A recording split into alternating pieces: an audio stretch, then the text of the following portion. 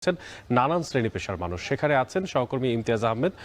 সরাসরি চলে যাচ্ছে ইমতিয়াজের কাছে। ইমতিয়াজ, আমরা যেমনটা দেখছিলাম ঢাকা শহীদ মিনারে আয়োজিত যেই আয়োজন, সেই আয়োজনে কিন্তু নানান শ্রেণী পেশার মানুষ ঢল নেমেছে। তো ময়মনসিংহে তো আপনি আছেন, জানাবেন যে এখন পর্যন্ত বেলার এই সময়টাতে কেমন লোকজনের সমাগম দেখতে পাচ্ছেন? শ্রদ্ধা জানাতে এসেছেন কতজন মানুষ?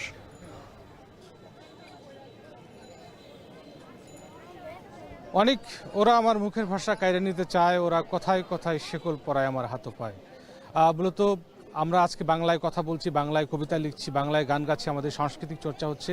সবই কিন্তু আসলে 52-এর ভাষা আন্দোলনে যারা প্রাণ দিয়েছেন, রফিক, শফিক, সালাম, বরকত, তাদের যে আত্মত্যাগ, তাদের আত্মত্যাগের বিনিময়ে কিন্তু আজকে আমরা এই বাংলা ভাষা পেয়েছি, যেটি আজকে আন্তর্জাতিকভাবে স্বীকৃতি পেয়েছে, আন্তর্জাতিকভাবে রাষ্ট্রভাষার স্বীকৃতি পেয়েছে। আমরা দেখতে পেরেছি গতকাল রাত থেকে, ঠিক প্রথম পর থেকেই একেবারে ভোর শুরু হয়েছে এই পুষ্পস্তবক অর্বণ শহীদ বেদিতে, এবং এর পরপরই আমরা যেটা দেখতে পেরেছি যে খুব ভোর থেকে কিন্তু বিভিন্ন শ্রেণী পেশার মানুষ ময়মনসিংহের টাউন হলের যে কেন্দ্রীয় শহীদ মিনার রয়েছে সেখানে আসতে শুরু করে।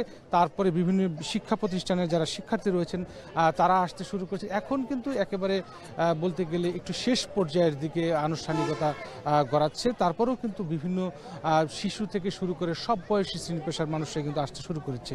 আজকের এই দিনটি কিন্তু মূলত শোকে বিহ্বল, গৌরবের দীপ্ত অনন্য এই দিনে মানব ইতিহাসের দীর্ঘ পথ পরিক্রমায় প্রথমবার মানুষ মায়ের ভাষার অধিকার রক্ষায় কিন্তু বুকে রক্ত ঢেলে দিয়েছিল রাজপথে।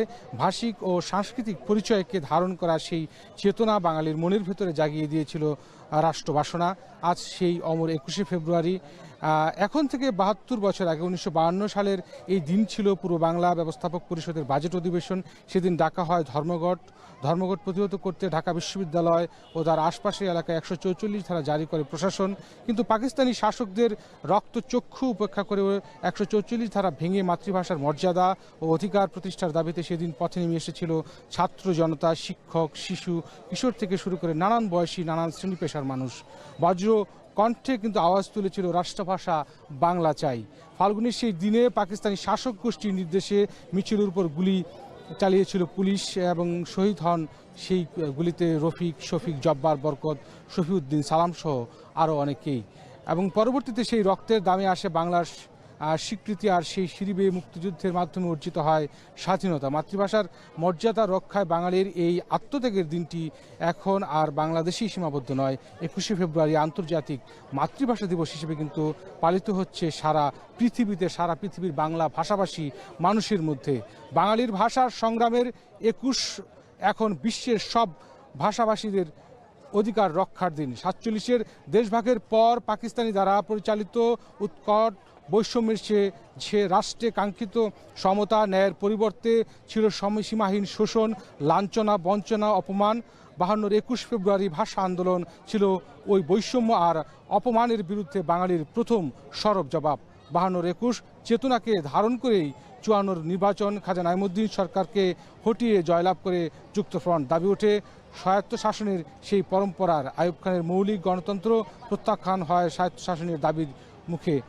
পরবর্তীতে আমরা দেখতে পাই যে 1971 সালে মহান মুক্তিযুদ্ধের ভেতর দিয়ে পৃথিবীর মানচিত্রে স্বাধীন বাংলাদেশের অভ্যুদয় ঘটে। বাঙালি জাতিসত্তার মূলে যে অসাম্প্রদায়িক চেতনা, ভাষা আন্দোলনের মধ্য দিয়ে যে নতুনভাবে পরিচর্যা পায় বাংলা ভাষা, অন্য এক ভাষায় পৌঁছায় 21শে ফেব্রুয়ারির হাত ধরে। 52-তে এই পুরো আন্দোলনের অগ্রভাগে ছিলেন শিক্ষার্থীরা। ঢাকা বিশ্ববিদ্যালয় পর্যায়ের শিক্ষার্থী থেকে শুরু করে পাবনা, গাইবান্ধা, ময়মনসিংহ, মেহেরপুর বিভিন্ন অঞ্চলের স্কুল শিক্ষার্থীর হাত ধরে গ্রাম পর্যন্ত এই আন্দোলনটি কিন্তু বিস্তৃত হয়। তাই 21-এর এই চেতনা এতটাই প্রবল, ব্যাপক যে বাংলাদেশের প্রত্যন্ত এবং দুর্গম সব অঞ্চলের শহীদ মিনারের দেখা মেলে। আমরা কিন্তু এইখানে আসার পরে খুবই আবেগতাড়িত হতে দেখেছি অনেকেই আমরা বলছিলেন যে অনেকেই বলছিলেন যে তাদের সেই শৈশবের কথা, একেবারে মাটির সেই শহীদ মিনার, কলা গাছ দিয়ে শহীদ মিনার বানিয়ে গ্রামের যে শহীদ মিনার, একেবারে সহজ সরল জীবনের অনেক কথাই কিন্তু তুলে আনছিলেন। এবং তারা যেটা আশা করছিলেন যে এই 21-এর চেতনাটাকে যেন সমুন্নত রেখে 21-এর যে চেতনা, সেটি যেন নতুন প্রজন্মের ভিতরে যুগের পর যুগ সেটি যেন লালিত হয়। তারা যেন বাংলা ভাষাটাকে বিশ্ব দরবার উঁচু করে, এমনটাই কিন্তু প্রত্যাশা করছেন যারা এখানে শ্রদ্ধা নিবেদন করতে আসছেন। সব মিলিয়ে এই ছিল ময়মনসিংহের কেন্দ্রীয় শহীদ মিনার থেকে আমার কাছে সর্বশেষ। এখন আমরা চট্টগ্রামে যাব।